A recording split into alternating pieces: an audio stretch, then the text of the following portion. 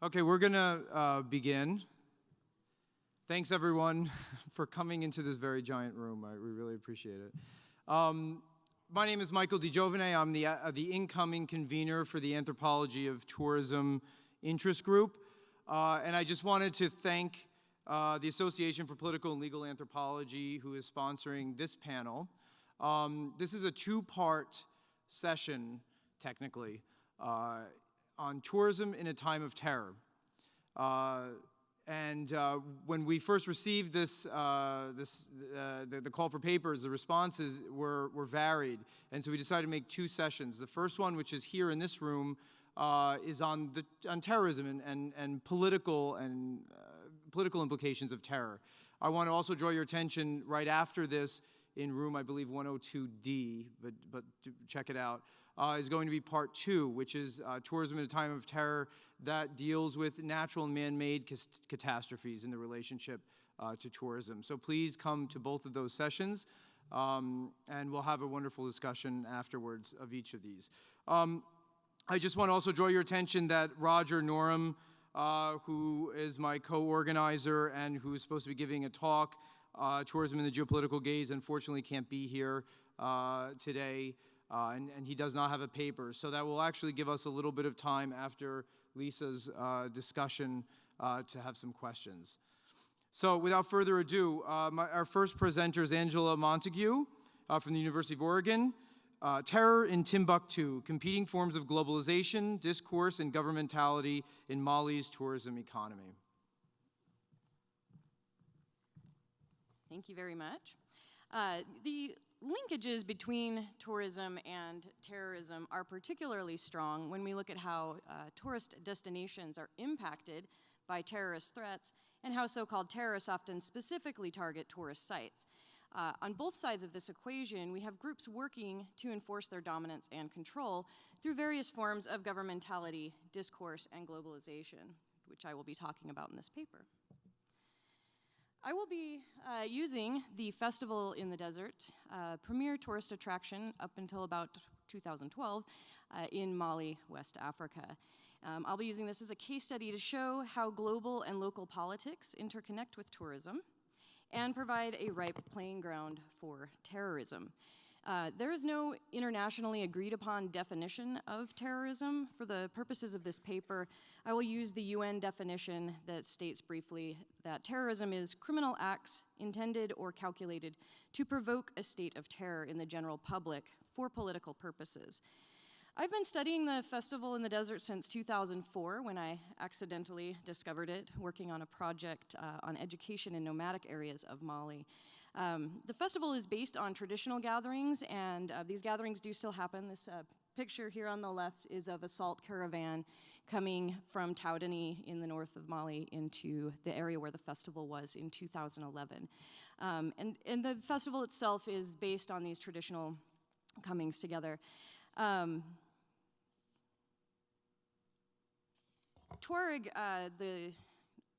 Touareg were historically nomadic camel herders, as you can see in this picture, and the festival was opened to tourists in 2001 as a way to share Touareg culture with the world and to bring attention to the development problems they face as some of the most disenfranchised and impoverished communities and peoples in Mali, itself one of the world's poorest countries. The festival attracted tourists and performers from all over the world, including visits by big names like Robert Plant, Jimmy Buffett, and even Bono.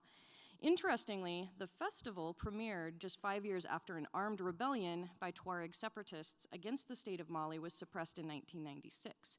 In fact, some of the key players in the rebellion were also key to envisioning the festival as a way to promote development in nomadic communities and stand as a symbol of peace and diplomacy between the north and south of Mali.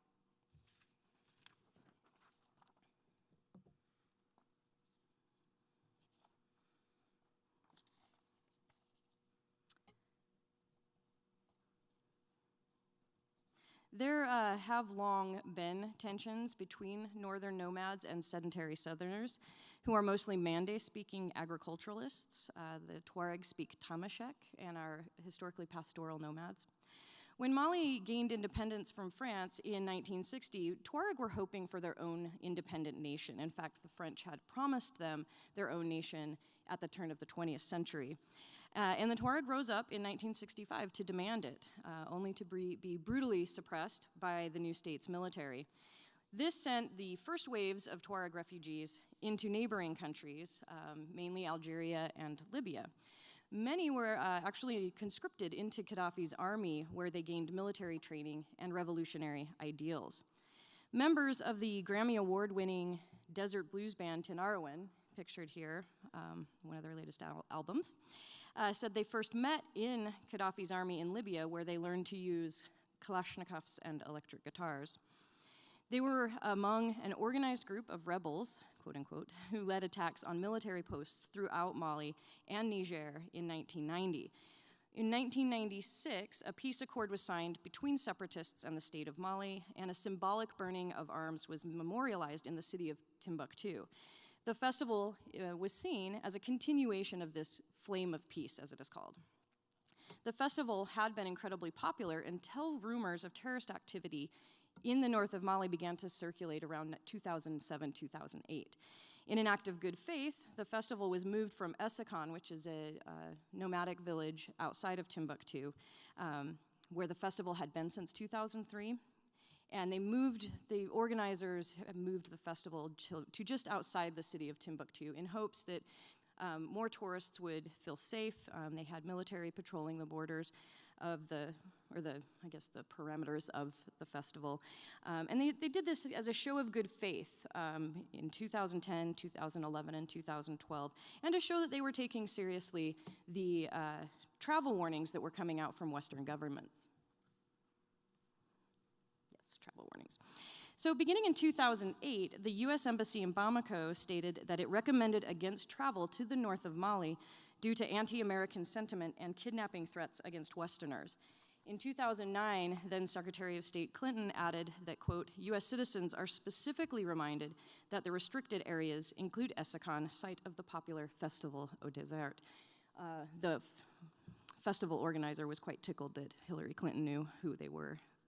According to many with whom I spoke, however, the embassy in France was responsible for propagating the alarm, and they felt that France was and just didn't understand how important the festival and tourism were to the livelihoods of those in the north. For instance, Salim, a vendor I spoke with in 2011, told me that, quote, France does not care about Mali, and that is why they exaggerated the threat of al-Qaeda. Al-Qaeda is everywhere. It is in New York and Paris, but no one is giving warnings against traveling there. By 2011, travel warnings were posted from all major Western countries on account of potential terrorist actions against tourists. These had a major effect on Mali's ability to sustain its tourism sector. Between the years 2008 and 2011, Mali's growing tourism industry deteriorated almost as rapidly as it had grown, which was just growing from about 2001. Made up about a third of national revenue by about 2010, only to drastically drop. I put some numbers up here. Arrivals, as I said, had been steadily rising since the early 2000s, partially attributed to the popularity of the festival, which was described as Burning Man meets Lawrence of Arabia. Numbers dropped drastically, especially in Timbuktu, between 2008 and 2010. And there were situations that warranted concern. In 2008, 2 Canadian nationals who worked for the United Nations were kidnapped in Niger, Mali's neighbor. In 2009, 4 tourists were kidnapped along the Mali-Niger border. 1 British hostage was killed. A US citizen was killed in Mauritania, Mali's other neighbor, in 2009. And in November of 2009, a French citizen living in the city of Menaka, about 500 miles from Timbuktu, was kidnapped. Al-Qaeda took responsibility for all of these. However, at the time of my research in 2011, many of us, and I definitely felt this way, felt that the reporting on these kidnappings that were actually happening in very remote areas of Mali, and not even in Mali, showed a serious lack of understanding of the geography. You can kind of see here, here's my laser. Here's Timbuktu, right under the A in Mali. Menaka's over here, and here's Niger, here's Mauritania. So things were from certain perspectives were happening in rather remote areas.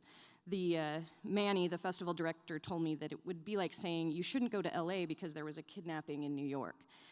As one consultant put it, quote, "They're confusing these remote regions with tourist spots, and these are not places most tourists would go.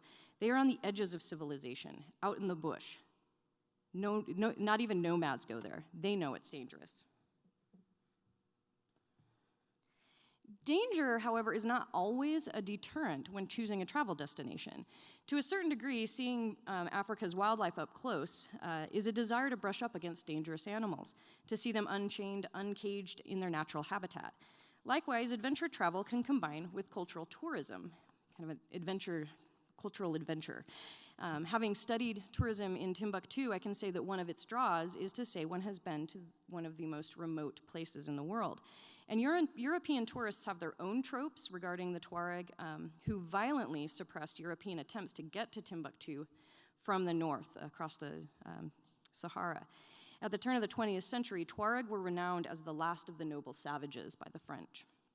In their account of tourism in Kenya, Edward Brunner and Barbara Kirschenblatt-Gimblett discuss how the Maasai make a living performing the, quote, noble savage for tourists. According to the authors, the Maasai embody the potential for violence, at least in fantasy, and the potential for unleashing powerful primitive forces. You can also recall the tourists of cannibal tours, so intrigued with their vicarious brush with danger in Papua New Guinea. But danger is also a drawback. Tourists with whom I spoke worried about diseases notoriously prevalent in African countries. Travel blogs that I visited as part of my research and discussion boards between 2010 and 2012 discussed the travel warnings specifically. A number of posts asked if it was safe to travel to Timbuktu, if it was safe to go to the festival. And so there was definitely concern. Sending and receiving countries are both very invested in ensuring tourist safety. Thus, travel warnings act, I say, as a form of governmentality, essentially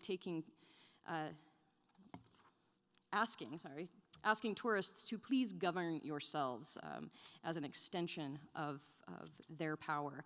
But potential travelers have relative agency in many decisions, and they don't have to follow these advisories. So I was last in Timbuktu in 2011. At the time, everyone with whom I spoke felt that Western governments were intentionally damaging the tourist economy of Mali. In a focus group with several young men in Timbuktu, one man said that by destroying their livelihoods, which they felt these travel warnings were doing, they were actually making it easier for terror groups to recruit. As one man put it, development agencies give you rice and bread. The Al-Qaeda guys offer you cars and televisions. In 2012, just a few days after Bono visited the festival for the first time, a renewed separatist movement was ignited. On April 6, 2012, the National Movement for the Liberation of Azawad claimed independence from Mali, declaring the regions of Timbuktu, Kidal, and Gao an independent nation called Azawad, which is the Tamashek word for that area. All this area up here, huge chunk, but it's mostly, the Sahara Desert. And it includes the cities of Timbuktu, Gao, and Kidal. The 2012 movement was in many ways a continuation of the rebellion of the 1990s, but this time it was a decided success. Heavily armed forces from Libya after the fall of Gaddafi made it this much larger success. However, suspiciously soon after their success, the movement was overrun by a number of militant Islamic groups seeking to bring Salafist Islam into West Africa. According to Andy Morgan, who's done research there quite extensively with the Tuareg, says that the Salafist philosophy that rules the North can be traced back through Osama bin Laden and Ayman al-Zawahiri, the founders of Al-Qaeda, to Hassan al-Banna, founder of the Muslim Brotherhood, and other, quote, theorists of late 20th century Islamic radicalism. By 2013, one of these groups, Ansar Din, or Ansar al-Din, who has alleged ties to Al-Qaeda, instituted Sharia law in all northern cities. When it was enforced in Timbuktu, it effectively outlawed all forms of secular music, Militants confiscated tapes and equipment as they made attacks on radio stations and musicians' homes. The local radio station was taken over, and it was announced that the, quote, devil's music would not be played there anymore, and warned citizens in Timbuktu of the seriousness of their implementation of the law. Those in the Kelansar clan, Touareg clan, to which Mani belongs, are considered the defenders of Islam among Tuaregs of Timbuktu, tracing their roots back to the Prophet. Mani said that this connection is probably what kept the festival safe for so long. Over the years, however, elders in the area were starting to have concern that the festival was spreading debauchery, some kind of Sodom and Gomorrah in Essakon, said Mani, which made it a prime target for terror groups. In Timbuktu, they specifically targeted World Heritage sites as well. They burned thousands of priceless medieval manuscripts and dozens of mausoleums and shrines of Sufi saints. The destruction is a divine order, said a spokesman from Ansar Din. Veneration of Sufi saints counts as idolatry, a heretical practice that cannot be tolerated. Sharia law constitutes a, quote, divinely ordained path of conduct that guides Muslims toward a practical expression of religious conviction in this world and the goal of divine favor in the world to come, end quote. As such, it is also a form of governmentality and biopolitics, or the way that authorities exercise power over individuals and groups, and the specific control of bodies through various technologies of power. The spread of extreme forms of Islam, as they have been called, and the institution of Sharia law reveal the existence of multiple and competing forms of governmentality and globalization when placed alongside discourses of multiculturalism and universal human rights. Governmentality, to Foucault, is directly related to how people act in society and are expected to act, and the art of governing occurs through various social policies, institutions, and ideologies, all of this in order to preserve the stability and power of the state, or those in power. Travel advisories and travel registries also act as one form of governmentality, Sharia another. So as mentioned previously, the travel warnings affected the livelihoods of those who worked in Timbuktu's tourism economy, which according to the Minister of Tourism was potentially 50% of the working population in Timbuktu. This in turn perhaps made recruitment to terror groups easier. According to anthropologist Scott Atran, who has carefully studied the ideas and recruitment techniques of groups like ISIS and Al-Qaeda, shows how poverty and disenfranchisement make recruitment easy. Tourist sites also specifically become targets as they are a place where Westerners have their guard down, and they also tend to act the most appalling. Atran points to the tactics contained in the manifesto, The Management of Savagery/Chaos, written by Islamist strategist Abu Bakr Naji, who tells jihadists to strike when potential victims have their guard down, sow fear in general populations, damage economies. Quote, if a tourist resort that the Crusaders patronize is hit, all of the tourist resorts in all of the states of the world will have to be secured by the work of additional forces, which are double the ordinary amount and a huge increase in spending, so attacking the economies this way. As much as terrorism and tourism overlap, tourism has not come to a standstill worldwide, though, and certain areas, even as certain areas become off limits. Mali has yet to rebuild its tourist economy. To combat this, Mani from the Festival in the Desert and other festival organizers created the Caravan for Peace, or the Cultural Caravan for Peace. I have their poster for this year. It's basically an offshoot of the Festival in the Desert, since they are technically still in exile and have not been able to return to Timbuktu, although French forces did technically kick out the bad guys. The Cultural Caravan for Peace is seeking to create intercultural exchanges that the festival once boasted, as well as promote cultural diversity and tolerance through music and art. The Caravan, which provide the people of the Sahara and the Sahel region a platform to meet and exchange ideas in order to promote and preserve their cultural heritage, aims to end these forms of terrorism. Thank you.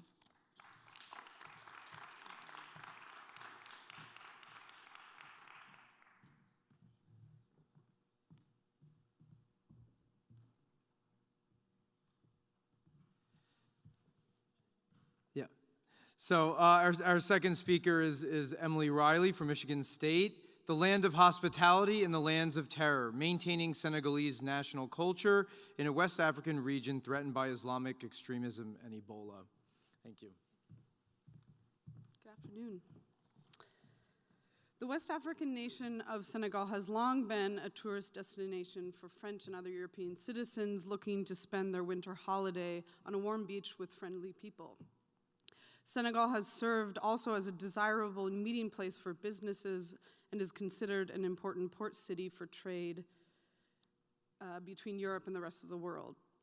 Advertisements with the familiar phrase to describe Senegal as le pays de la Taronga, land of hospitality, are the main staple of tourism brochures and international publicity.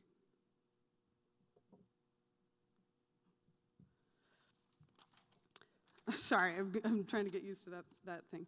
The main page of the website for the Senegalese Tourism Promotion Agency is a photo of a content family on a sandy white beach and a pop-up ad with the line, paix intérieure, or peace of mind. This phrase perfectly captures a trifecta of Senegalese identity: the idealism of peace lexically embedded in the dominant language Wolof, its reputation as a peaceful and stable nation, and also the theological particularities of a Senegalese Sufism or African Islam. Peace and sociality in Senegal is expressed most explicitly through the expression of Taronga, a Wolof word unjustly translated as hospitality that is in fact much more complex.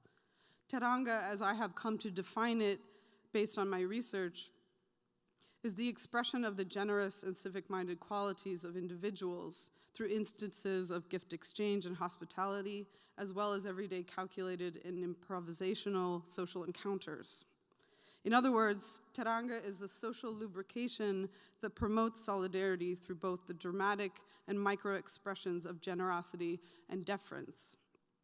The latter point refers to the form of a mystic Sufi Islam in Senegal that cultivates rituals of respect by highlighting Quranic lessons of tolerance and diversity, and is a syncretic and pre-Islamic practice. Even more importantly is the historical shift from the armed holy wars of the West African kingdoms to what Senegalese religious historian Cheikh Babou calls fighting the greater jihad, or the inner struggle for self-improvement, spirituality, and peace. Despite its unanimous symbol of Senegalese culture, Taronga is hotly debated throughout society, especially in cities such as Dakar, as a nostalgic tradition that has lost its importance, and issues such as extremist religious views is feared to be a byproduct of fractures in respect for these social obligations. Therefore, it is in this light that the promotion of Taronga as not only a social matter needing protecting, but as a commodity of the tourism industry become particularly interesting. During a public forum to celebrate National Tourism Day, director of the Senegalese Agency of Tourism argued that Senegalese tourism is a tradition we must preserve, just like democracy, stability, and homeland security.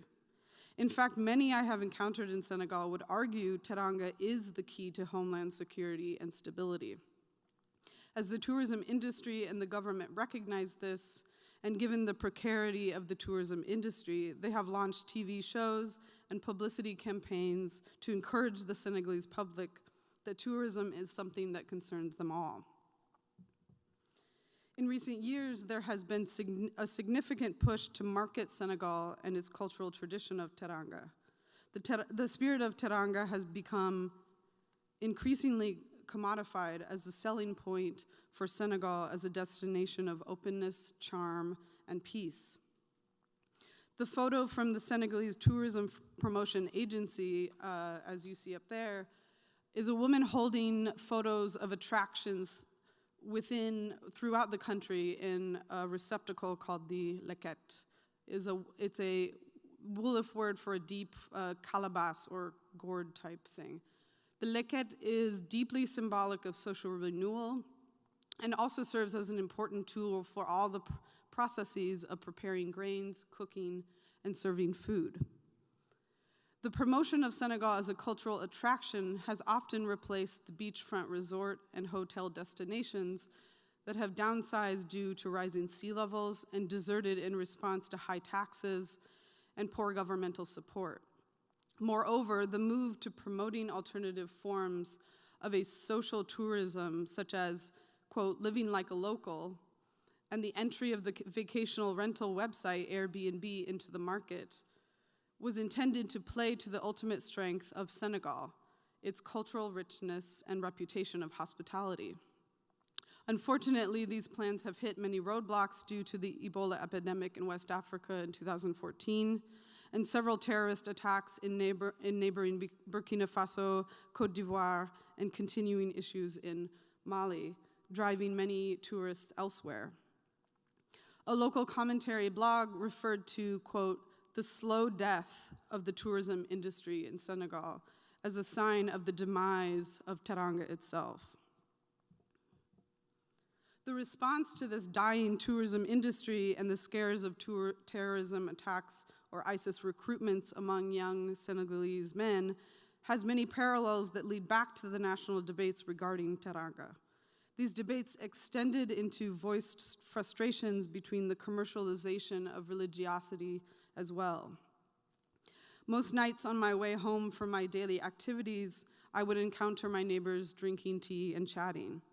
The men constantly teased me that I had converted to Islam, as I often returned donning a veil, which spurred often heated debates among them about issues with the various Sufi orders.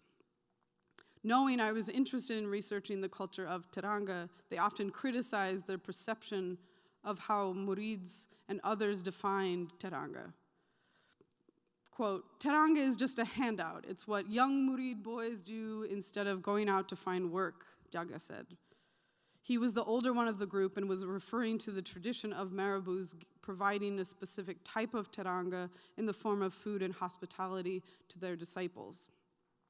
They grumbled about the increasing commercial tactics the murids used to sell t-shirt merchandise for a new campaign started by a murid disciple called Bamba Everywhere. A slogan to mean the ominous presence of Bamba, Sheikh Ahmadou Bamba, the founder of the Murid Sufi order. Jaga's cousin would sometimes join us for tea wearing such a t-shirt and inflecting much of his speech with Bamba's name. Most of the men made fun of him, saying, "You don't even know who Bamba is. You don't even pray." Jaga and the other men prided themselves on the fact that they were not affiliated with any of the Sufi orders, but were rather Muslim, quote unquote, pointing to frustrations with what they perceived to be a diluted and popularized form of Islam and Sufism. The tourism industry has also attempted to commercialize Taronga by engaging Senegalese citizens as central actors in the development of the industry by way of television shows such as one called Tourisme Taronga. One episode opens with an elder male host saying, "Today, Senegalese Taronga has become a cultural treasure."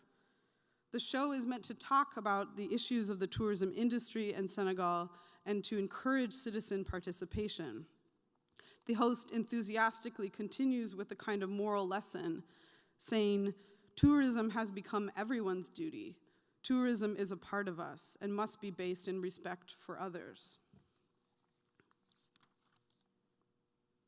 Several years earlier, Youssou N'Dour, the most famous and celebrated singer of Senegal, was commissioned to write a song about the responsibility of Senegalese citizens to welcoming tourists, highlighting that no tourists will come back if taxi men were rude and inflated their prices, or if vendors harassed clients in the marketplace.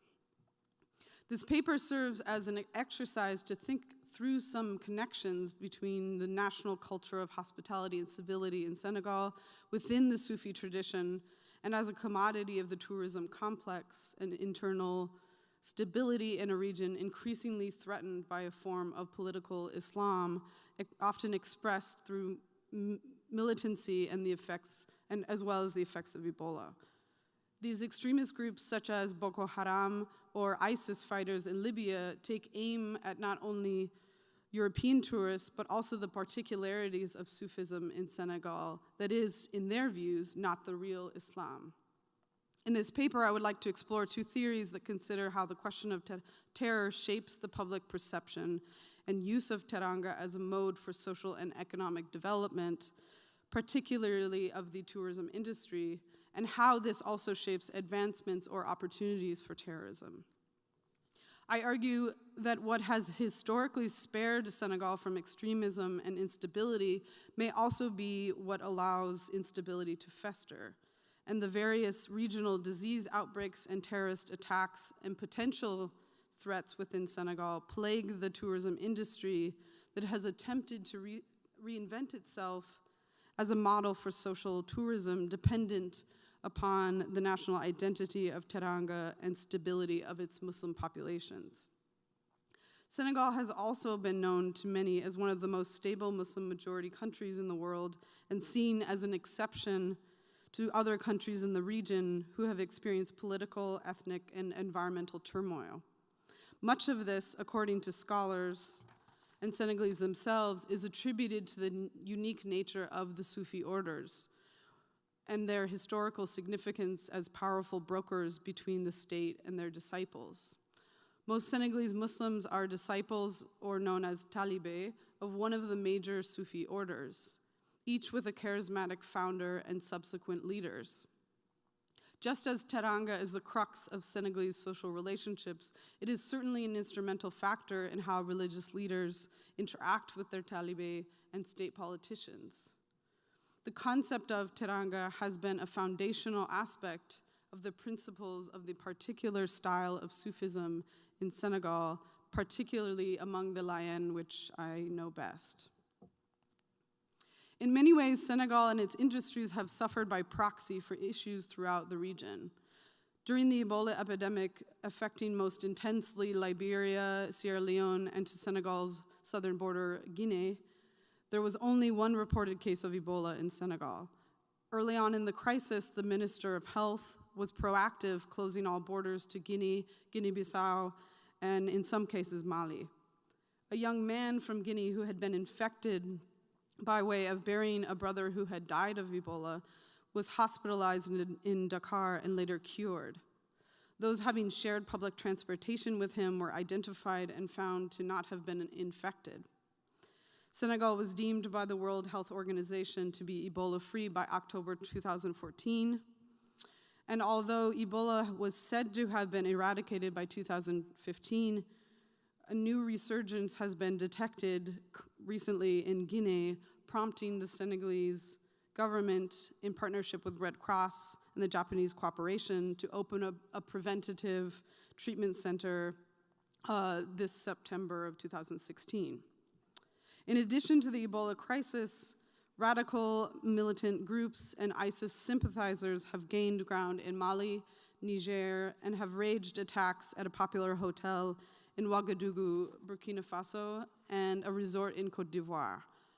In November 2015, the Radisson Hotel of Bamako, Mali, which is often frequented by European tourists, was attacked, resulting in the death of 20 people. Despite the various forms of instability and terror going on all around Senegal, the country has seemed to remain untouched. Security measures have been tightened, and an arrest of several imams suspected of terrorism sympathies have many worried. Not to mention the tourism agencies are in dire straits.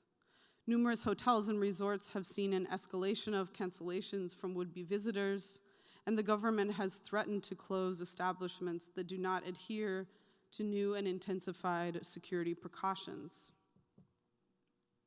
The Senegalese man quoted here is one of about 30 young men who have left Senegal for Sirte, Libya, to fight with ISIS.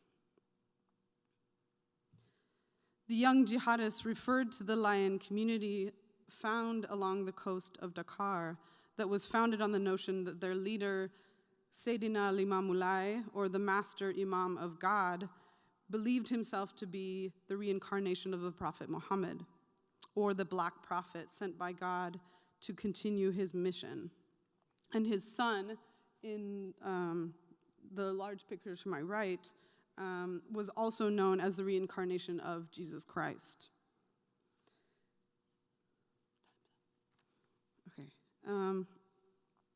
So the point that I bring up about the lion is that they have a particular relationship with Taronga, which I won't necessarily go into, but are the stems of issues as to why these extremist groups are opposed to them. And so just to sort of conclude,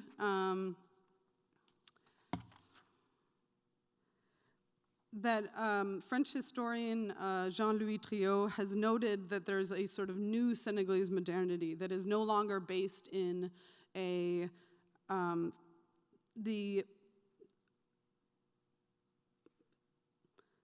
I suppose a dependence upon these Sufi orders, and rather sort of a public religiosity, a space for a public expression of religion, and what he calls an Islamization of culture and society. And so because of that, just to kind of skip over here, there is this kind of new trend, and as I mentioned with the young men, oftentimes suspicion of the intentions of these Sufi leaders, and has created some kinds of divisions between citizens and the Sufi orders themselves. And so these analyses of these changing forms of Sufism in Senegal today, I believe, make interesting connections between the role of religion and society and the challenges for an agency such as tourism. So thank you very much.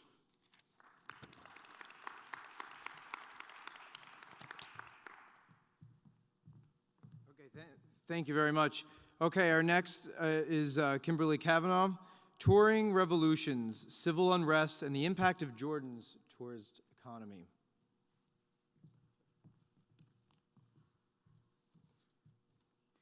Good afternoon. I'm pleased to be here to speak with you all this afternoon, and definitely some of what I'm going to be saying is going to be repetitive of what our first two speakers have already spoken about. But let me start with our arrival trope that all good anthropologists have to have, right? So in summer 2014, it was one of heightened civil, political, and military unrest throughout the Levant region of the Middle East. When I arrived in Jordan in July of 2014, Syria's civil war was ongoing after nearly 3 years. The religious militant group,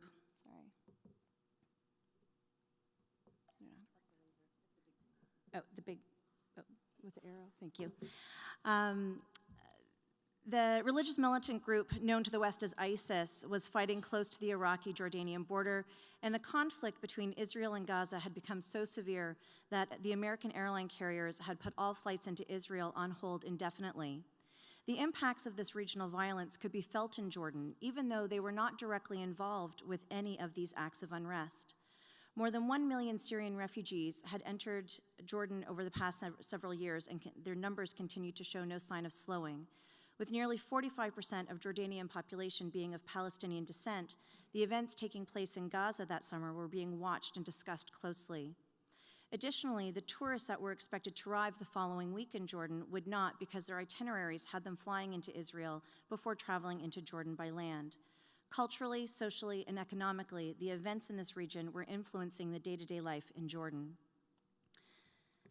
As I made my way down to Aqaba, located on the Red Sea and it's Jordan's only port city, the city was preparing for an influx of visitors during the upcoming holiday of Eid al-Adha, marking the end of Ramadan.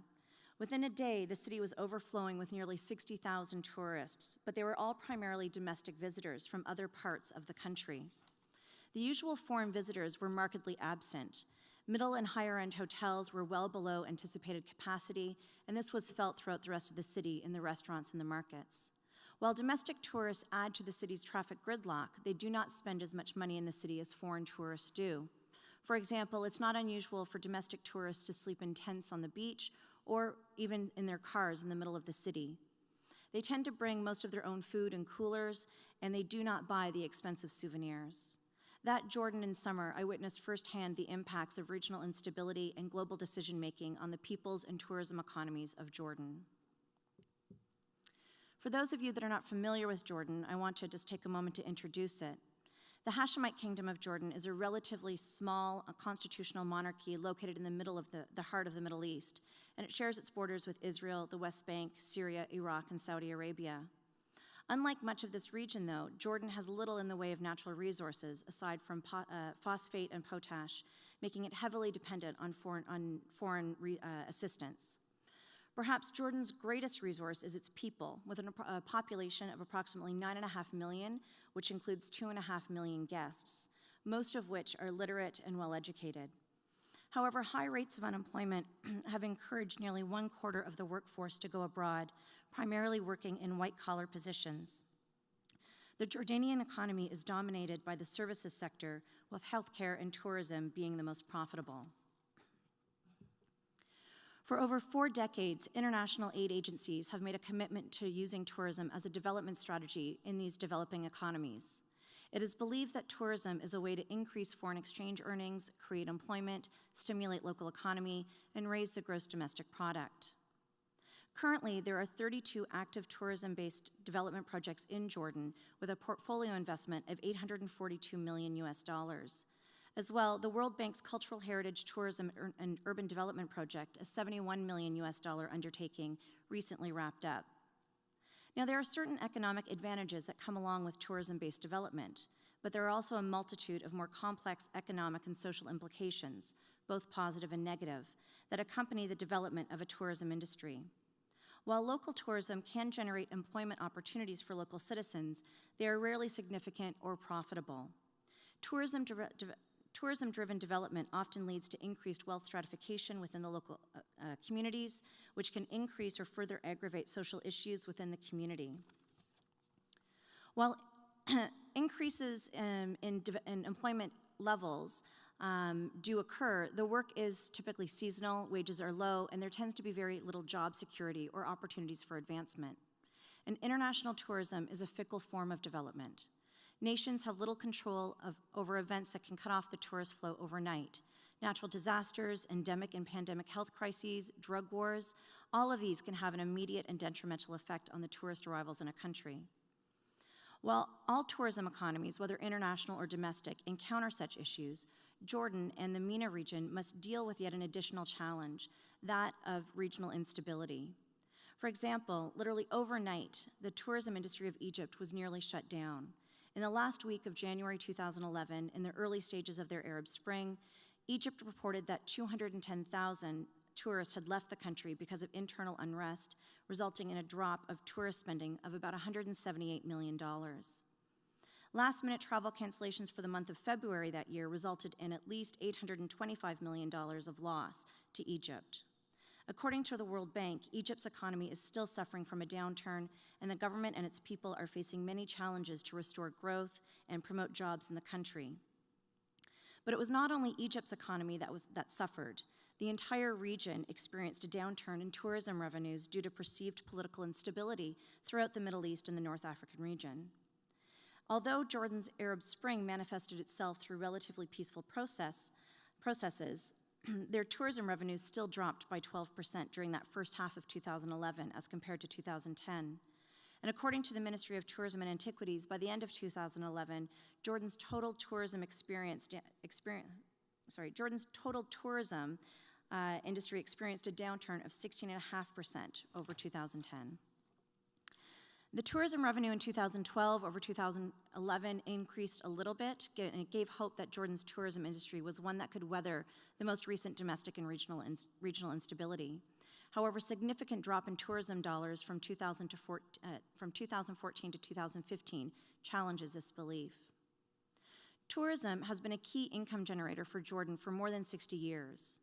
After losing Jerusalem to Israel in the 1967 war, Jordan lost its main tourist destination. But through strategic marketing, Jordan has been able to define a clear tourism product, which draws tourists from both the region and further abroad. This product combines history, culture, religion, medical care, and environment of Jordan into a package that is not found elsewhere. Tourism is Jordan's largest export sector, it's its largest private employer sector, and it's also a vital producer of foreign exchange, which is second only to industry, and it accounts for nearly 14% of the country's gross domestic product. One reason that the tourism industry appears to be weathering the upheaval of the Arab Spring is because a key aspect to Jordan's touristic identity is based on its role as an oasis for peace and stability within a very volatile region. Little of Jordan's demonstrations during the Arab Spring or their demands for governmental or policy change reached Western media as compared with the ongoing events in Egypt and the other countries around it, which make near daily headlines. In July 2012, however, the IMF agreed to lend Jordan $2 billion to help offset increasing costs due to a variety of regional influences, namely the large influx of Syrian refugees fleeing due to the civil war. Additionally, the increasing natural gas costs due to continued sabotage of the pipeline in the Egyptian Sinai Peninsula resulted in disruption to service in Jordan, causing them to have to import more expensive fuel options. Other key factors leading Jordan to request this loan include reduced tourism income and remittances from Jordanians working abroad due to civil unrest in the region and the global economic slump. Further, government finances have been reduced because of the need to increase welfare spending during the Arab Spring and as a result of the Syrian civil war. In addition to monetary assistance, the IMF also recommended that the international community help support Jordan by providing additional grants and government investment in tourism. However, since 2012, the regional upheaval has continued to increase, and Jordan has found itself in the international media spotlight for the wrong reasons. Syrian refugees continue to flow into the country. However, more so than the refugees, Jordan's prominent role in fighting ISIL has impacted tourist arrivals to the country. As the head of the Jordan's tourism board stated, Jordan is paying a tax for being in the middle of an inflamed region. When a Jordanian pilot was captured and executed by ISIL in December 2014, the world watched, and the perception that Jordan was not safe emerged. Quickly, tour groups began canceling their bookings to the kingdom. About the same time, the Charlie Hebdo attacks took place in Paris. Because there had been well-covered demonstrations that took place in Jordan against the cartoons, French tourists quickly canceled their visits to Jordan out of concern for their safety. Travel warnings from the American and French embassies also started to come at this time, discouraging many Western visitors from making Jordan a vacation destination. At the site of Petra alone, 10 hotels have been reported closed this year due to mounting losses, and many have reduced their staff, leaving hundreds of residents jobless. And I want to speak to this workforce a little bit more right now. In order to meet the promised demand for qualified hospitality industry employees, Jordan has spent more than a decade actively working on changing perceptions about being employed in tourism and hospitality sector. The culture of shame in Jordan has discouraged people, especially women, from working in the tourism and hospitality sectors. While Jordanians may pride themselves on their famous hospitality, Jordanians typically see a difference between offering hospitalities to visitors versus working within the hospitality industry, which is regarded as a loss of status. The culture of shame phenomenon is not strictly having to do with working only in the hospitality sector, but also discourages employment within the construction industry, service industry, entry-level positions for highly educated people, or any other positions that are deemed inferior or less important by their peers. This social stigma, which stems from Arab tribal traditions, not religious beliefs, is attached to what is perceived to be menial, physical, or hospitality-based jobs, and it has exacerbated the unemployment situation throughout Jordan. The government of Jordan has been invested in helping to transform this attitude and began to heavily promote hospitality and tourism as a career choice to middle school and high school students. I want to share just a handful of the initiatives that have been employed over the past decade or so. One such program has been the USAID initiative titled Tourism Enriches Our Lives, which is an annual nationwide drawing contest aimed at children from elementary through high school. And this seeks to highlight, they're looking for images to help highlight the tourism sector as an employer of choice. Local tourism clubs in towns have also started to pop up throughout the country. Children will greet tourists at airports, design postcards, and put on cultural shows in the town centers. The government has also implemented workshops aimed at teachers, highlighting the cultural and historical significance of Jordanian history and why people around the world are so interested in visiting Jordan. The government is attempting to help change their perspectives in that hope that they can also begin to encourage students to consider tourism and hospitality not only as a viable profession, but one in which they and their families can be proud to work in. Another program considered to be a success in these initiatives is a career awareness fair that is attended by teachers, students, and parents. In 2008, sponsored by USAID, the first tourism career fair took place and was attended by more than 700 participants over the course of 1 month.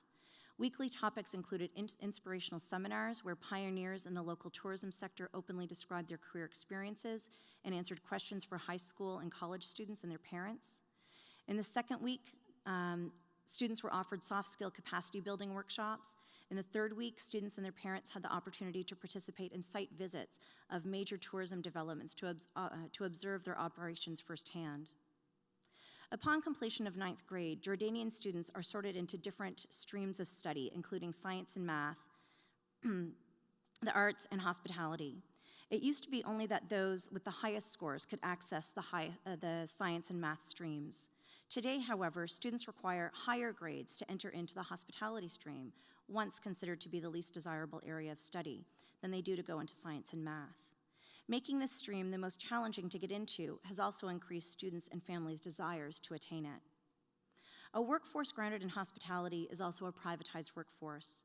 This reduces the pressure on the government to create more public jobs, and privatization of industries also help to meet the demands of IMF loan agreements.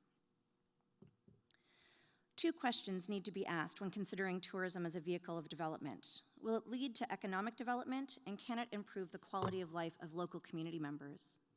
At the urging of the World Bank and the encouragement of USAID, tourism has become a pillar of Jordan's economy, promising both economic and social improvements for the country.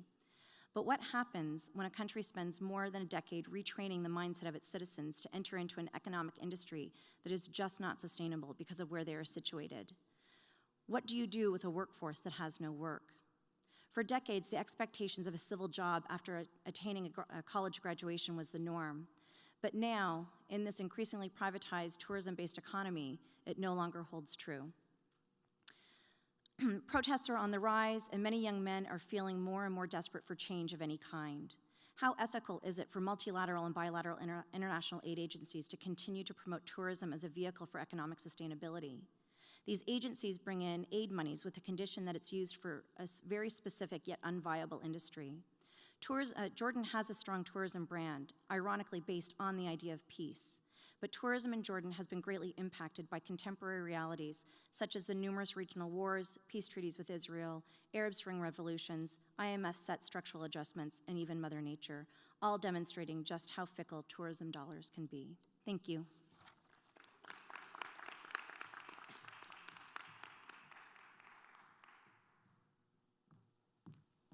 Thank you. So our next speaker is Quetzal Castaneda. The View of the Eiffel Tower from the Maya Riviera, Effects and Consequences of the War on Drugs and Terror in the Yucatan-Cancun Tourism Region. No, it's not. You know, those titles that we make up on April 14th, right?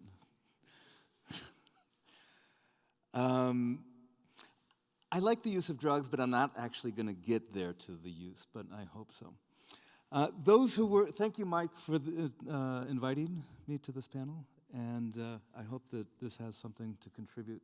Thanks for inviting Lisa to be the discussant for my paper, because she knows my work better than I do, and that will help her because I gave it to her like about 20 minutes ago, I think. So, and because I'm using her computer to read my paper because I didn't get a chance to print it. Those who work on questions of tourism, terror in tourism, have nuanced concepts that differentiate targets, uses, and objectives of violence. How do I do that? There we go. This talk is more about terror and violence in a general sense, that is, force directed at persons or property used to intimidate and coerce with limited local goals, not ideological agendas. In any case, what I discuss does not meet the ferocity of what we would commonly associate with terrorism or the cases that have been presented earlier today, earlier this afternoon. The Yucatan-Cancun Maya Riviera tourism region is, after all, one of the most tranquil and terror-free zones imaginable. Yet this region is a cornerstone of a nation that has a robust reputation in the U.S. for violence, danger, and illegalities. There's a long and complicated history to the U.S. imaginary of Mexico, but the contemporary, or aspects of this contemporary image, owes a lot to the gang wars than the Mexican government's war against the cartels between 2006, 2012. Scary and frightening as this was for tourists, and can be for tourists, it is quite different than what is created by ISIS, Taliban, or the experience of U.S.-supported right-wing military dictatorships during the Cold War Latin America. For this reason, we might find that the Yucatan case fits the panel by way of a counterexample because of the low intensity of the violence that I'm referencing. My objectives in this talk are, first, to provide some context to all this. What are the trends in international tourist arrivals in Mexico over the last decade? And how do these correlate to terror? Second, to analyze how and why the Yucatan-Cancun region is relatively violence and terror-free. If there were more time, I would add a third goal, which is sort of an explanation of this use of drugs. Specifically to discuss ethnographic stories about the experience of drug and gang violence in the Maya community associated with Chichen Itza. In particular, I would be very anxious to tell about what happens to the tourist economy of a small community when a vendor who had been laundering money for the drug cartels since, 20 years now, becomes the mayor of the town. What happens in that situation? First, context. So that's sort of going to be a concluding kind of idea. As can be seen in the charts, tourism to Mexico has been increasing steadily. Not from this chart, sorry. I was thinking of putting a chart that showed from the 90s, but it reached an all-time high in 2008. Then the bottom fell out. The Mexican government responded to the threat of the swine flu pandemic by closing the border for 2 months just before the summer high season. This was followed in turn by an intensification of the drug war violence triggered by a policy initiated by the previous Mexican president, Felipe Calderón. Specifically, this was the kingpin strategy of using the military to wage surgical strikes against the Mexican cartel leadership. Along with the deaths of Mexican police, military, and citizens, U.S. tourists and drug enforcement officers were also victims. The U.S. News created an image based on this of Mexico as an uncontrollable place of terror. In the tourism destinations such as Yucatan, which was not experiencing this violence, life was the same, but business was a lot less than usual. In response to the State Department travel advisory, educational tourism or study abroad in Mexico was placed in embargo. Educational tourism and study abroad was placed on embargo besides this drop that you see here. As an example, the Autonomous University of Yucatan went from an average of 40 to 50 foreign students a year to under 10 in 2009 and 2010. The school that I run, the OSEA, the Open School of Ethnography and Anthropology, in 2011 had 3 students. Educational programs such as the SIT Field Study School of International Training in Oaxaca were permanently closed. Other programs, field schools, migrated to Guatemala. Sorry, I think I got this reversed. Other field schools migrated to Guatemala. Because I guess Guatemala, as you know, is a very safe place. Don't forget about those lynchings of tourists. Don't worry about that, or muggings and mass graves. That's all very safe place. And as you can see, don't pay attention to that kind of figure, right? What this kind of comparison does show us, though, however, is that the construction of terrorism with metaphors that not only stand by themselves, but that are embedded in the gut and mind where they twist and tear the potential U.S. tourist. And I refer here that the thing that's created this key metaphor that's creating this terror is the travel advisory. It is a key symbolic practice for the creation or dissipation of terror, right? Thus, and so Guatemala doesn't have a travel advisory, but Mexico does. Right? And thus this migration of field schools to Guatemala. Thus it was crucial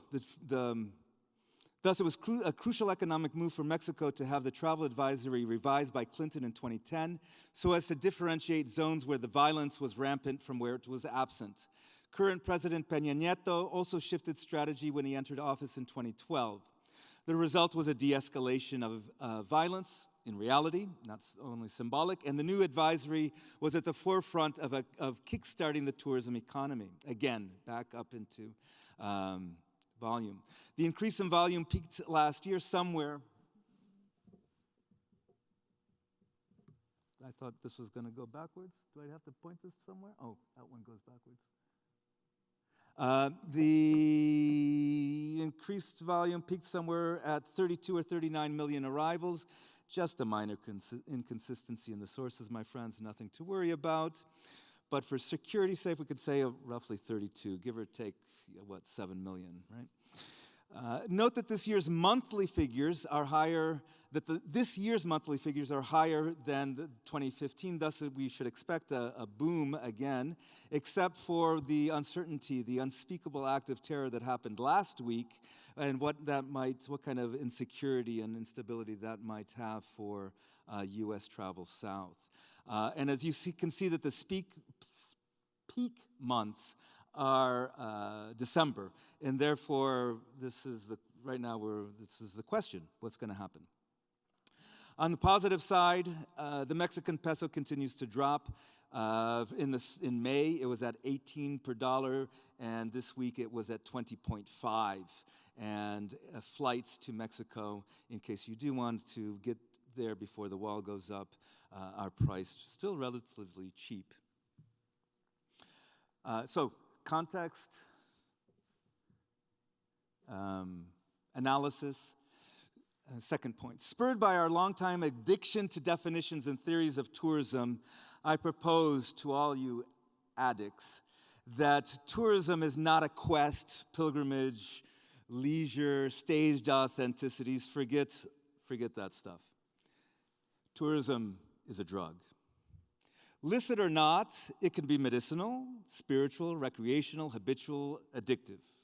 Even if just a placebo, tourism is also mind or mood altering at the best, right? Either good or bad.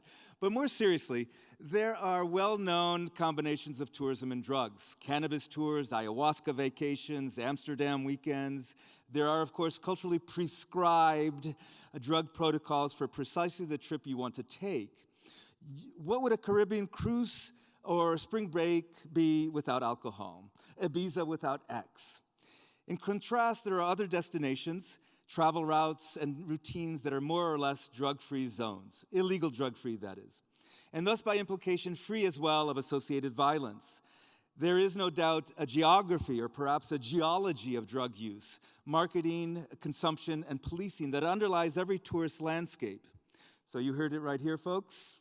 Perhaps this is our next tourism research fad.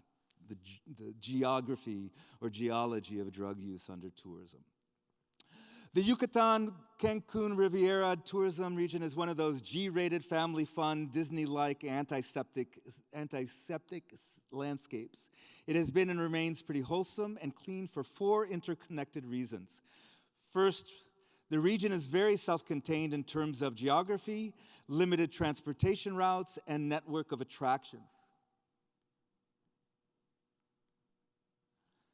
Networks of attractions. There is nowhere else to go except where government and business cities where government and businesses have created cities as destinations on top of and out of the karst limestone bedrock. Yucatan is a world apart that this is the second reason, consists primarily of rural and non-urban destinations. The cities on the Caribbean coast were created as the urban and human infrastructure of and for tourism. Thus, the urban spaces are actually manicured and orchestrated enclaves for staging sets of consumer activities based on restricted access to and interactions with locals. This is not New York, and not in New York, and Amsterdam, Paris, Athens, Bangkok, where tourists are on their own doing and getting into whatever they have the nerve to explore and experience. Even Mérida is a scaled-to-life stage set of colonial romanticism in a 5-block downtown area. Every day of the week is a choreographed staging of the multiple cultures and harmony, sunny Yucatan. Everything's happy. All those guys cruising the plazas, for those of you who've been there, you've seen them, they are indeed hookers. They are paid to hook tourists, in Spanish enganchar, to go to a handicraft store where they get a little commission to sell their handicrafts, sell a $20 hammock for $1,000. I've heard some of the chismes, some of the stories about that. They are not trying to sell you an ounce of weed, but rather, 10 ounces of wood handicraft, carving. In turn, the Mérida middle class and upper classes have created a city modeled on the 1990s urban suburbanism of Houston, Texas, such that they hardly never entered into this imaginary tourism world of staged culture. Third reason. Therefore, the conceptual design of the entire region is based on a strict market segmentation that creates controllable enclaves of consumers. There are ruins to visit via charter groups. Ecotourism is jungle recreation created on carefully bulldozed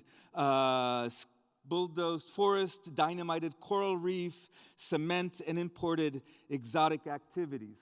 Let's go back a little. Here we go. Xcaret. Beautifully ecotouristic. Even the imported exotic activities, zipline, scuba diving, swimming, are not indigenous cultural practices. The beach resorts and associated stores, restaurants, and recreation are segmented according to consumer capacities. Middle-class families, upscale married adults, unmarried couples, retirement age, expat communities, and spring break havens.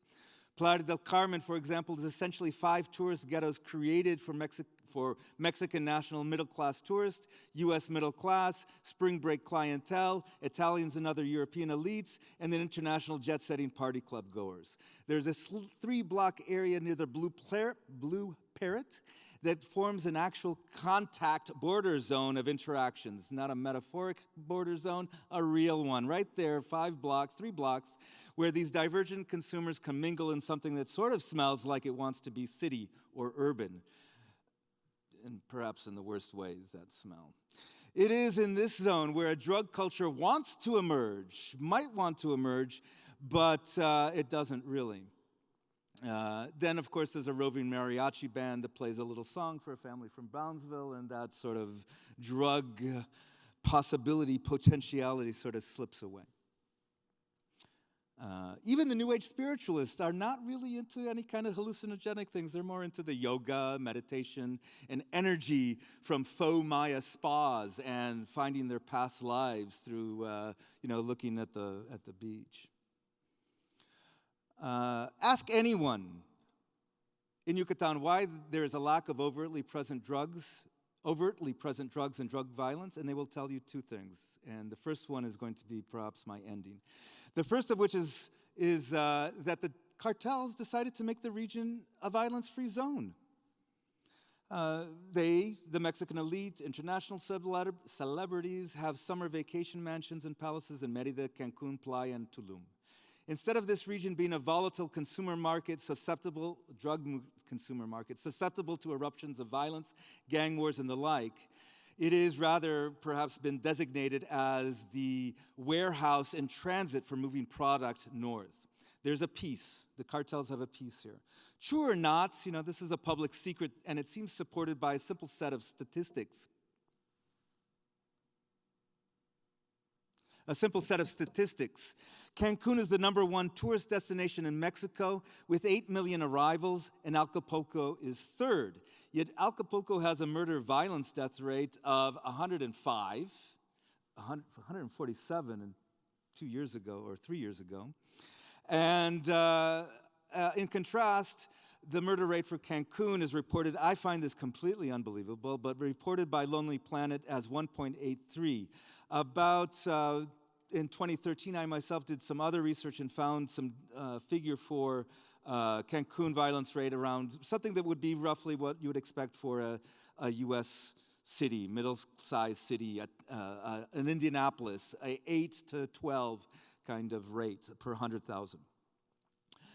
So 3 years,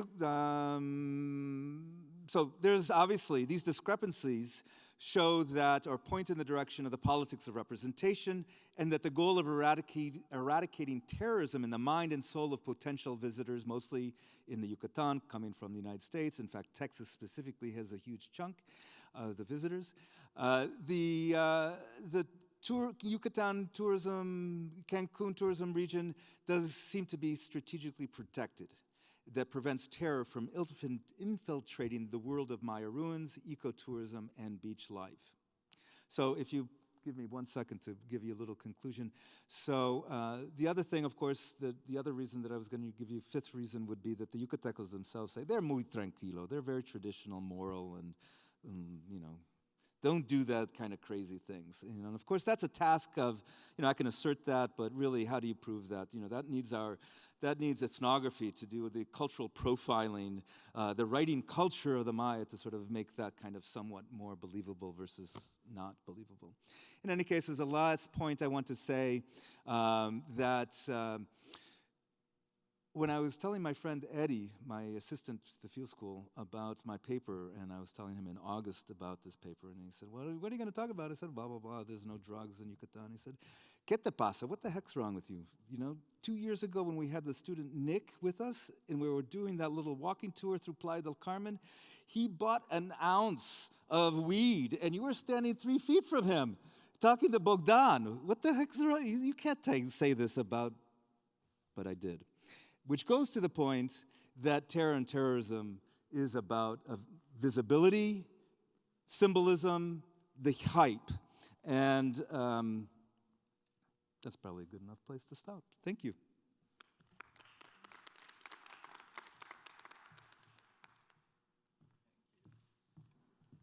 Animated as always. That's great. I love it. Okay, our last presenter today is Lauren Johnson. Blood Again, the impact of violent crime and human insecurity on Caribbean tourism.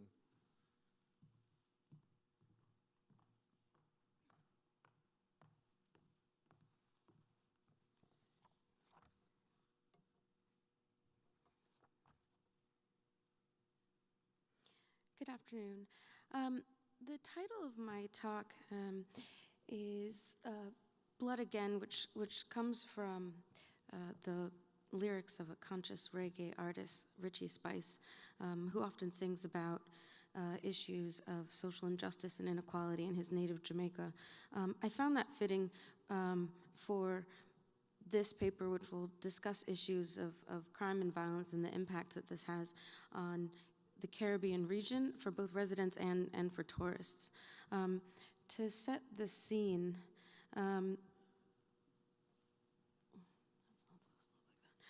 as our taxi exited Princess Juliana Airport upon arriving in St. Martin in December of last year, I was struck by the scenery of the renowned airport beach. Seeing on the sea on either side, arriving at the harbor filled with luxurious yachts and smaller fishing boats, the salty air signified arrival in the Caribbean, which was comforting for me. The taxi driver described the sights on either side of the narrow road, bustling with busy local people on the Dutch side of the island, navigating uneven sidewalks on the way to work, school, the stands of fried fish, or the shops advertising shawarma. The brightly colored buildings, quick views of the sea between condos and businesses, and the calm familiarity of it all sunk in quickly. This feeling was interrupted, however, once we approached the Dutch-French border on Houdeland. The seamless drive along the route to the northern tip of the island to the French side halted with a line of rental cars stopped on the road. So I asked the driver what the issue was. The response was the gendarme and their roadblock. The Dutch local went on to explain that since the Paris bombings on November 13th, the police presence and visibility on the French side of the island had increased significantly. Gendarme forces had been sent out to French colonies, including St. Martin, which is a separate entity from the Dutch side of the island. On noting my surprise regarding the security interest in the island, the driver commented that tourism in France represented a threat to all of its territories. I think he said that any terrorist that came to St. Martin would end up on the beach drinking a rum and coke. It occurred to me then, as had not previously happened while conducting research in Jamaica and the Dominican Republic, the extent to which threats of terrorism and violence on the mainland, so to speak, affects these Caribbean nations. Reports of bombings in the faraway urban centers of Europe or even in transportation hubs of the US seem to cycle on to the next Kardashian scandal or sports upset or presidential candidate disgrace after a few days here. In the Caribbean, however, these threats have longer lasting ramifications. It upsets the daily routines of residents who lay in the wake of US and European waves. As focused as we are on our own political, economic, and media triumphs and disasters, we often fail to recognize the island nations that rely on our stability and recovery. This is despite the flocks of European, Canadian, and American tourists who flood these islands for entertainment, sun, sand, sea, and sometimes sex. Once the temperature starts to drop or when our hectic work schedules allow for a break in a not too far away locale. Island nations also have to contend with threats of terrorism, the spread of the Zika virus, the impact of natural disasters, and so this paper explores the ramifications of these threats, including violent crime, drugs, disease, and corruption for the public health and safety of Caribbean residents and their tourist visitors. The United Nations Development Program report in 2012 called Caribbean Human Development Report was the first dedicated to the region. So using research data from 7 English and Dutch-speaking Caribbean countries, the report outlines the impact and costs of crime and violence in the region. As the previous speaker went into, that we have issues of homicide rates, which are shown to be the highest in Jamaica on this chart, with around 60 murders per 100,000 population, which fell in 2010, but I believe it's up again. This is followed by Trinidad and Tobago and St. Lucia. This compares with the US rate of 4.8 per 100,000 of the homicide rate in 2010. Increasing crime rates, including murders, are attributed to debt, rates of poverty, and rates of unemployment in the region. This is particularly the case among youth populations, among which significant unemployment looms and crime reports are on the rise. Additional data presented in the report that I won't go into talks about firearm offenses, robbery rates, and gender-based violence, which is a significant issue and a topic for another paper.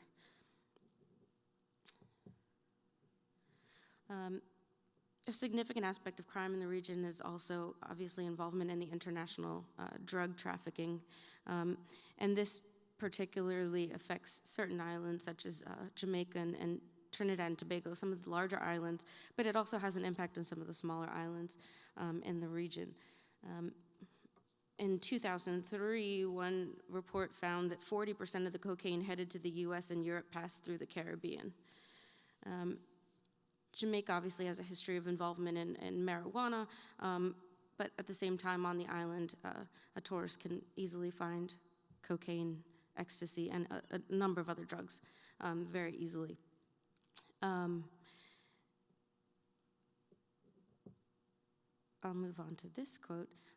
Patullo, in describing the Caribbean region and the impact that tourism has, talked about that in the mid-1990s, the institutions of some Caribbean countries had been so effectively penetrated by the vast amounts of money generated by organized crime that they could be described as criminal states.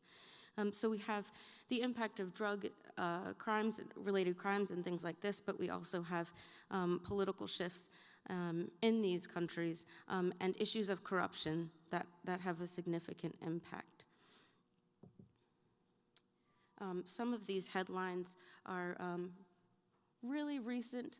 The first one is not, however, but I think it's important to point out some of the escalation of the police presence and security on these islands is resulting from the increases in crime and violence that we see on a regular basis. So St. Kitts, for example, hanged a man for murder 10 years after the previous hanging for a crime of this nature. And it was seen as a symbolic way of showing we won't tolerate crime on this island. In the Bahamas, in Trinidad and Tobago, in other nations, we have an increased police presence, right? A response to violent crime that is attempting to sort of stave off further violence by increasing police presence and increasing punishments for particular crimes.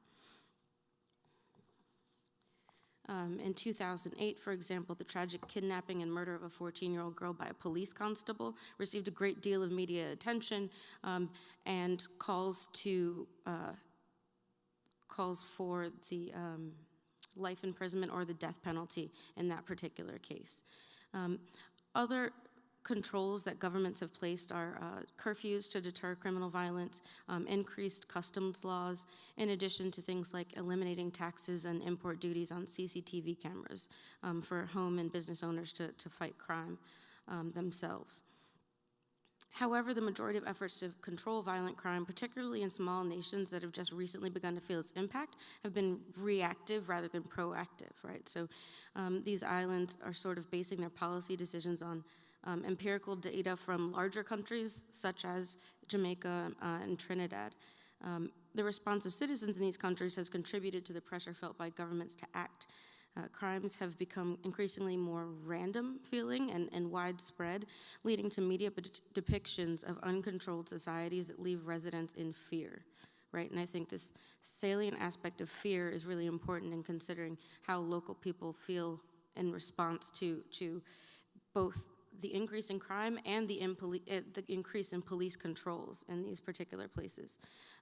Representations of Caribbean tourism destinations as unsafe, particularly for foreign travelers, have also fueled concerns that foreign visitors will avoid the region.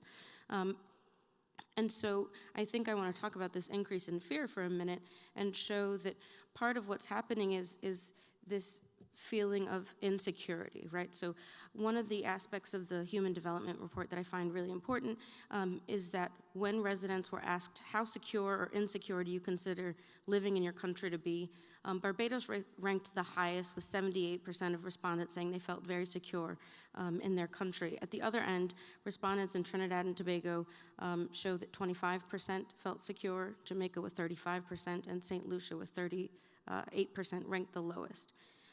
The idea is that property crimes and violent crime, drug-related crime, gang violence, gender-based violence, all of these things are contributing to a sense of insecurity and fear among local populations. Also demonstrated in the study is the perception that criminal justice systems in these countries generally are not effective and that the problem of controlling crime is unsolvable.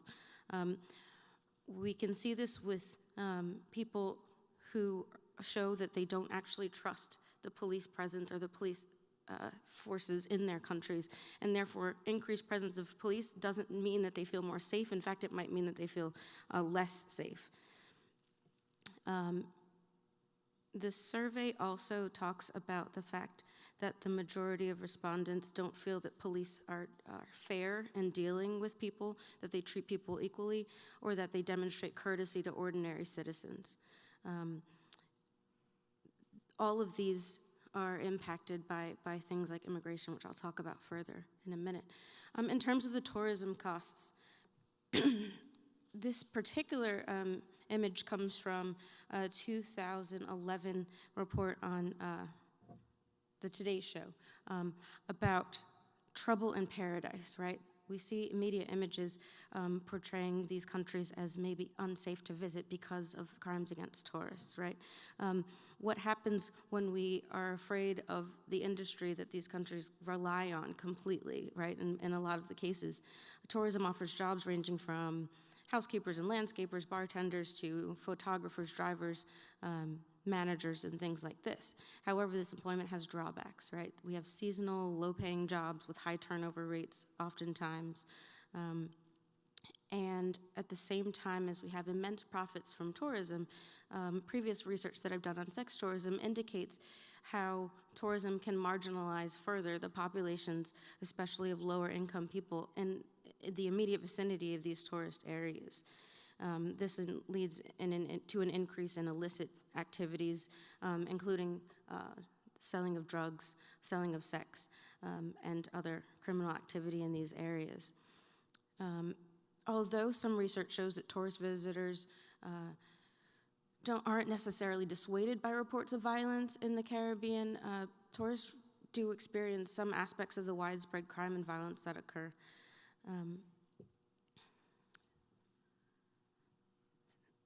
Basically, I'll skip ahead a little bit and talk more about the all-inclusive model being used as a sort of fix-all solution to the crime and violence in these areas. The idea that building on tourist enclaves can provide safety for tourists. What happens to those who live outside of these walls, right? What happens to the people who live in the neighborhoods surrounding these enclave sites of tourism? So I'll go on to talk about 3 separate cases. The first one is the Bahamas, and I briefly want to talk about some of the issues that are going on there, where we have a 22% increase in murders in 2015. In 2012, police recovered 405 illegal firearms, 99% of which originated in the state of Florida. Recent security issues include what's been termed illegal immigration, particularly from the Dominican Republic and Haiti, cases of the Zika virus and Hurricane Matthew in the Bahamas specifically. Crimes against tourists are occurring in the Bahamas, and they're being reported with increased frequency to the extent that local tourism officials and other government officials are concerned about the fact that tourists will be afraid to go to the Bahamas upon seeing all of these crimes that are occurring. Some of the solutions include police presence in tourist areas, as well as development of the all-inclusive sector, which is currently facing protests from workers who feel that they're not being treated fairly or paid enough for their services. In the Turks and Caicos Islands, increases in crime have included robberies, assaults, and gun violence. Recently, $2 million worth of guns and ammunition were found to have been smuggled in by residents in the last several years. And increasing crimes against tourists are occurring. Security threats also include immigration from Haiti, and news reports stating that where we have detention facilities on these islands for Haitian immigrants, we also have increased threat of people breaking out and committing crimes in the areas where they're being held. In Jamaica, there's a really recent issue in Montego Bay with the rate of murders increasing in this particular area, which is the biggest tourism destination on the island. There have been 200 murders this year as of last month. Crimes including American tourists. I mean, this is just for American tourists alone, these numbers. Security threats also include the Zika virus and the fact that public health officials are having trouble going into areas where there are Zika cases because of the violence and particularly gun violence that occur there. This is fueling fears that tourism will stop or will decrease because of these issues. And we have terrorism threats. So we have American government officials going to Jamaica and telling them that they also need to be afraid of terrorists passing through those islands to get to the United States. In terms of solutions, increased policing has occurred, as well as a focus on expanding the all-inclusive tourism industry, despite the fact that there are issues with this increased enclave tourism that potentially is actually increasing the risk of crime and violence around these areas. In conclusion, this quote from Neff, in his research looking at human insecurity in Latin America, criminality is being handled chiefly through the dramatic expansion in enforcement and containment measures, including authoritarian control to protect property and maintain law and order. As with terrorism, there's a dysfunctional dialectical relationship between the problem of crime and the technical solutions to deal with it. So to wrap up, I would offer that it's important that in these destinations we look at solutions for dealing with crime and violence that not just prioritize the interests of tourists, but also and look at the public health impact and the sociocultural ramifications for local citizens, because this sort of binary approach of increased policing and further protection of tourists isn't actually having the desired impact on these islands. Thank you.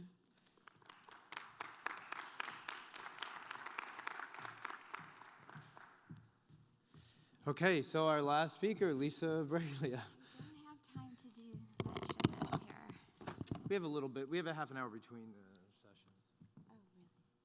But I think maybe other people will come in. But I'll see what I can get through here. Thank you so much to Michael and to the presenters for this really interesting, engaging, and thought-provoking panel. What I especially appreciate is the timeliness of this work, and grateful for the opportunity to comment on tourism and terrorism as the way that I see we're entering right now a phase that's gonna require a lot of critical work in all of our subfields and specialties. And the work that we're hearing today is not at all outside of what I believe really is a mandate for us in our work. And right now, I think we're entering a time of double uncertainty. After all, we have, on the one hand, an increasingly complicated and contradictory political turmoil around the world, and on the other hand, really a great unknown as what America's role will be in a new global geopolitics shaped by rhetorics, especially of anti-globalization and xenophobia. And we can really be looking at how this shapes both the practice of tourism itself, so touring, and our own engagement in tourism and heritage studies, in other words, how we understand tourism. What I like most about these papers is that they're doing some critical work that does much more than give us a warning list of sites and the threats that they're facing. And to the contrary, the papers offer an array of insightful and detailed case studies of touristic sites, zones, and regions that demonstrate that when we unpack and peel away media-driven discourses of danger and top-down status definitions of terrorism and the veil of policy, we're going to see much more. And what I think I'll talk about are three themes, and these definitely are not the only three themes, but three themes that cut across the paper. So those are the ones I'll highlight. The first we could call defining and defying risk and danger. The second would be the relationship between threatening threat and development. And the third is kind of our security versus their insecurity.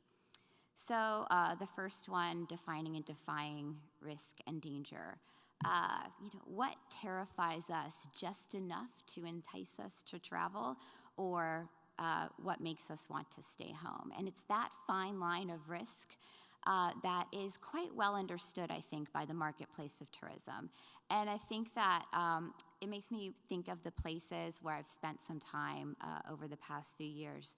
And I think perhaps the best case of packaging and marketing danger and risk that I can come up with, and some of you might be familiar with this one, is the case of Colombia. In 2008, the State Tourism Board there hired an advertising agency to come up with a way of mediating the international public perceptions of the country as extremely violent, unstable, ridden with drug cartels and guerrillas. So they came up with something that took this head on, and they had the ingenious international campaign. Does anyone know it? Colombia, the only risk is wanting to stay. If I were a more clever person and if I had a little bit more time, I would have written fun slogans like this for each of you, for each of the sites where you work. But one slogan I was trying to think about more was my own field site, which is located and has similar dynamics to, oh my gosh, you're there, that's really creepy, which is located near Quetzal, in fact, and faces some of the same issues and dynamics of kind of having very recent mounting violence, mostly associated with organized crime. And, I was thinking of this place in particular, which is Campeche, Mexico, also in the Yucatan Peninsula.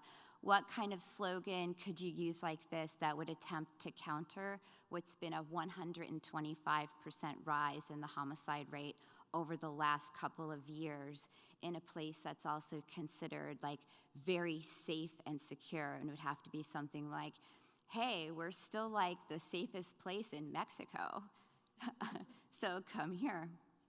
So obviously, most places are not super successful and not particularly clever with dealing with issues like violence, even corruption, political instability, the sorts of things that make tourism destinations insecure and perhaps subject to things like travel warnings for foreigners.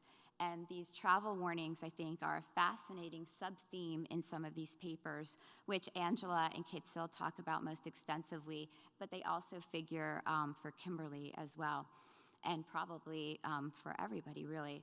One thing that such warnings or advisories demonstrate in the ways that they are developed, issued, disseminated, revised, as Quetzal described in the case of Mexico, the revision of the travel warning is like super, super important, right? Is that they're not so much about making diagnosis of the safety of a place, but they're about making specific calculations about security for individual populations, and they're like an operation of governmentality, as Angela would no doubt find the way that they work. A travel advisory issued by the U.S. State Department does not make a touristic or heritage site or zone itself insecure for the hundreds or thousands of local people who live or work around the places, only for American visitors. So I asked an embassy security official who works in high threat areas, including some of the places that we talk about today. I asked him recently, knowing I was going to talk about this, do you ever consider or assess a broader picture of security or the implications for everyone who finds themselves at such a site, including an assessment of the place itself when you're making these warnings? And he's like, what? No. He said, look, these warnings are just CYAs. And I didn't know what that meant. Anyone? Yeah, you know, cover your ass, advisories. If you look at advisories for, and he went on, if you look at advisories for completely different places around the world, you'll see they just use the same phrases and the same language over and over again. That U.S. citizens are, so that's the end of the quote. U.S. citizens are specifically warned in oft-repeated generalizations. So it's specific but generalized at the same time. And as we see in Angela's paper, the local understanding, like people who live and work in these places, is they don't know this place and they don't know us. Obviously, the papers today don't treat travel advisories in a CYA fashion, thank goodness.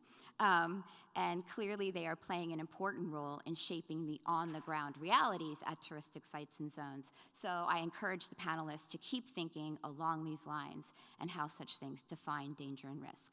So the second theme that cuts across the papers is the relationship between terror politics and development. And here also the travel warnings continue to play a role. Almost all the papers are concerned with the devastating economic ramifications of the threat of threats to already existing or potential development plans or programs. Angela's paper shows us in the case of the Festival of the Desert how something with such development potential was brought to a halt by the threat of threats through media coverage of potential terrorist actions against tourists in Mali, bringing the in effect, bringing the country's whole tourism industry to a swift halt. In Lauren's illustrations of differing and specific regional strategies for development across the Caribbean. Challenges to development in places like Bahamas included drug-related violence in Turks and Caicos, Zika and immigration, and in Jamaica, gun violence. Emily's paper talks about the use of Taronga as a core symbol of Senegalese nationalism and collective identity as a mode for social and economic development. The connection to development is most explicitly the concern of Kimberly's paper. As tricky a platform for development tourism can be, in a place like Jordan, tourism is still the largest part of national exports, and once a country has been brought into such a development plan, and loans are taken out and have to be paid back, there is no turning back, regardless of realities on the ground, which is often the case when international public or private lenders are involved. And this idea of the complications and contradictions arising from realities on the ground brings us to the third and last thing I want to address. there is a general momentum across the papers for which I'd like to argue a little bit more explicitly, in terms of a move away from a politics of national, international security towards a quotidian politics of security at touristic and/or heritage sites. And I think we see this momentum in several places, and I'll just give a couple of examples. Lauren's paper explicitly articulates this in terms of talking about the truly multifaceted human insecurity bundle implicating public health threats, in the case of Zika, effects of natural disasters, rampant gun violence, and so on. These human security challenges are perhaps not easily solved solely with measures such as policing and enclaving tourist development. These authoritarian containment policies certainly are not the answer. Instead, a much broader move towards solutions that address overall human security will also address security in tourism.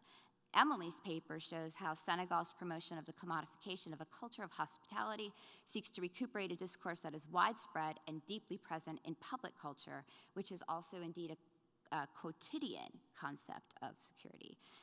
In the case of Jordan and Kimberly's paper, whereas tourism-driven development as dictated by international lenders has increased or exacerbated social problems, especially by increasing inequality, attention to on-the-ground initiatives, and perhaps I would suggest even alternatives to the state-led tourism, not how people are getting better incorporated to the state's vision, but perhaps doing something else. That would be my suggestion on what to follow up there. Can nuance for us this quotidian dynamic of security, insecurity. In Angela's paper, we think of the political and cultural work of the Festival of the Desert and how it was poised and what it was poised to and started doing before it unraveled. This work of reconciliation and the work of development and conflict resolution through this symbol of diplomacy that it was before it was basically thrown into the discourse of danger, and the flame of peace that it was representing was snuffed out. The momentum of these papers is to move into a careful analysis of what truly constitutes insecurity at these sites and in these zones and regions, which is rather less spectacular than terrorism. Instead, it is everyday life. The threat of that one-off act of terroristic violence, as real and terrible as it is, draws our attention away from an equally powerful, compelling, and urgent politics at heritage and touristic sites around the globe. That of an insidious precarity and vulnerability of living and working in an unstable industry, calling attention to the multiple forms of insecurity at these international destinations, not just those highlighted in State Department warnings, the kinds of insecurity that intimately touch the lives and livelihoods of residents in and around touristic zones. And I want to thank you all for the invitation and for your papers. Thank you.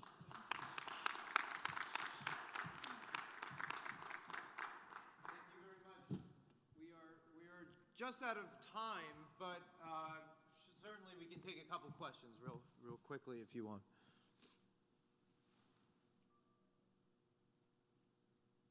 Yeah, sure.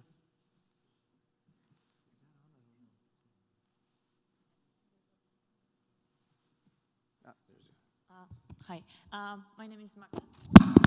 Oh, Magda.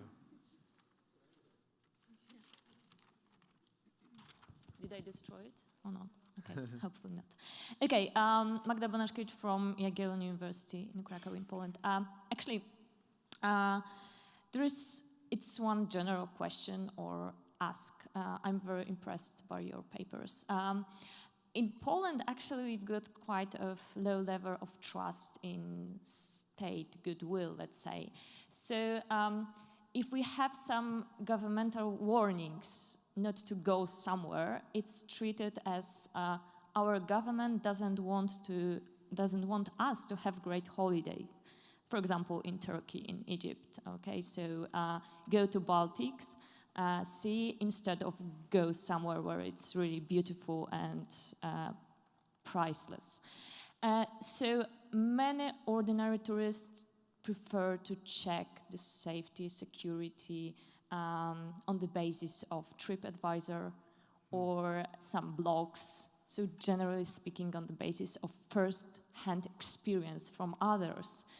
And I wanted to ask you about the role of social media in this general discussion of warnings and suggestions where to go or what countries, regions avoid. Could you have some, do you have any remarks on that, how it works in your cases? Thank you. I'll say, is this on? I know that a lot of people, or I don't know if a lot of people, but one part of my research was looking at some of the social media, and it was interesting to see people, you know, kind of arguing with each other. You know, one person being like, no, there's terrorism, don't go, and then other people being like, I just got back from there, it was super safe, there was no problem. And but how do you, it's very inconclusive. You just kind of pick what you want and say, okay, take away, I'll go, or don't, you know. I don't know if that answers your question, but it is a very interesting, I mean, we do that with medical too, you know, like, oh, I've got this rash, is it bad? You know, and then we let other people just tell us, like, maybe or no, and I don't know. So you could read into whatever you want. Yeah, you can, I mean, it's like you get that confirmation bias, I think, you know. I want to go and I want someone to tell me it's safe to go because I'm kind of concerned, you know, or vice versa. Like Angela, I also had a research component looking at the social media, and overwhelmingly, it's very, very positive concerning Jordan. And I don't know if that is really well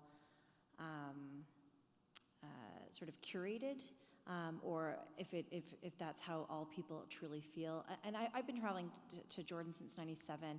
I will say that in 2014, just before I went in my little entree trope, it was the first time that I doubted, and it was because I started listening to more of the social media, and I was like, should I actually go this time? And I did, and it was fine. One thing that I find is really interesting with the social media within Jordan is it's not so much that, you know, for tourism, because everyone is posting, you know, pictures of how wonderful it is and such, but it's looking at the rhetoric of the everyday, like Jordanian citizens, and their sort of pushback to the focus on tourism in Jordan. And there's a great quote by Edward Said who says, and I'm paraphrasing, you know, wouldn't it be great if we would focus on building libraries instead of hotels in the Middle East?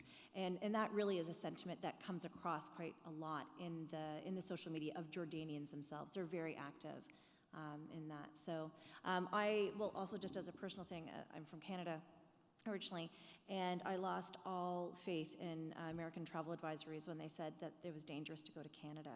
I was like, really? Was that for SARS or something? It was for SARS. SARS? Yeah, and I was just like, right, I'm done with that. I'm not looking anymore. I think I've had a different experience in terms of looking at social media in the Caribbean. I'm thinking of particularly for Turks and Caicos Islanders living on the islands and in the United States.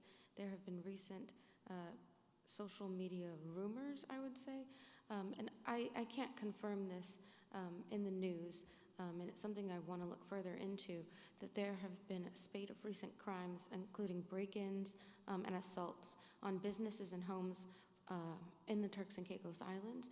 And the rumor part of this is that there's rumored to be a spray that is sort of a temporary, has a temporarily paralyzing effect, and that people are being sprayed in the night, and then these people are coming in and robbing their homes and businesses, and, you know, making off without leaving a trace. And it's because these people have been paralyzed by this particular spray. So this is increasing the fear that people have of, you know, being at home, being asleep in their homes, or leaving their businesses without security cameras or things like this. And so I think it's having an adverse effect, right? This isn't, you know, this isn't necessarily affecting tourism to these islands, but it is affecting the fear that local people have in this feeling of insecurity. Hello, Mayan. Hello. So I would think that there would be a variation on what's important. For the tourism that goes to Mexico, travel advisories are like these alarms, you know. But for these other places where Mideast, where, you know, who doesn't know that there's violence there? So a travel advisory is, you know, ridiculous. What doesn't say anything, right? Or on the case of Canada, right? It's also just the inverse ridiculousness, absurdity, right? So I think you would have to think about what's going on in broader terms with regard to some of the kinds of issues that I think Lisa was raising about, you know, security on a global scale and comparing different regions. And what is the culture of the main group of tourists? What are their cultural predilections in terms of using Facebook, what kind of, are they using media? Are they not using media? What is the main mechanisms for getting information and circulating that and making choices about where to go and where to travel, how to travel? That would be my thing, that those variations would be interesting in terms of broader kinds of comparative things like Lisa is raising. Can we have 2 questions and then we're going to have to go on. Oh.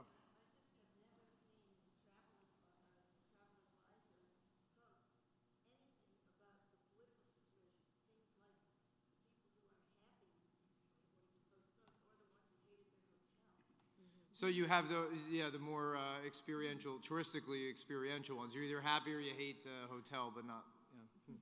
Yes?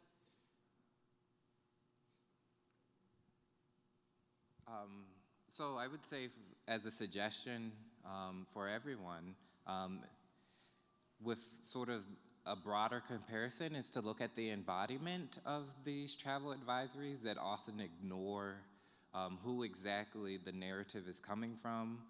So in social media, it's an embodied experience that may speak to your race, your gender, your nationality, where if it's coming from the State Department, that's normally sort of the governmentality of perusing what is on the news and never really setting foot in most of these places and just seeing how the news is portraying it or how analysts are portraying it, but not really getting a sense of what it's really like to be there. And really questioning that and unpacking that and what that says, because that could speak to all different forms of structural violence as well as sort of just the erasure of people's voices, particularly those on social media. I have a little bit something to add to that. In some of these newspaper articles by French media trying to really, there was a particular article that they found this jihadist Senegalese kid to interview and who was willing to speak to them. And what I thought was really interesting, and however problematic the commentary section is for data purposes, it was really mostly Senegalese, what seemed like Senegalese people because they were writing in French or Wolof, really commenting on, speaking directly to this kid, their peer, and I found these, comments really interesting to kind of hear that voice of what people were actually, in Senegal saying, like, come home, man, and don't be part of this. This is not who we are, and so it's sort of embedded in different places if you can kind of look for it. And I thought that was again, however problematic, because who knows who these people actually really are. But I think your point is a good one, to really look at the various places that these commentaries are coming from and where they're originating and what audience they're intended for. So, thanks. I think even when the embassy issues the travel advisories, we also have to think too, the embassy's in one place and they're advising in another place too, and I think that's important. Okay, I want to urge you to come upstairs to, well, I guess we're upstairs, downstairs, wherever it is, at room 102D, right over here. To the next session, we actually have more time for discussion as well, where we'll be looking at catastrophes and the terror that comes through that. So at 4 p.m. in 15 minutes in 102D. Thanks so much for being here. Thank you very much. Thank you, Michael. Thank you. It was great. Really interesting, very interesting panel. Very quickly.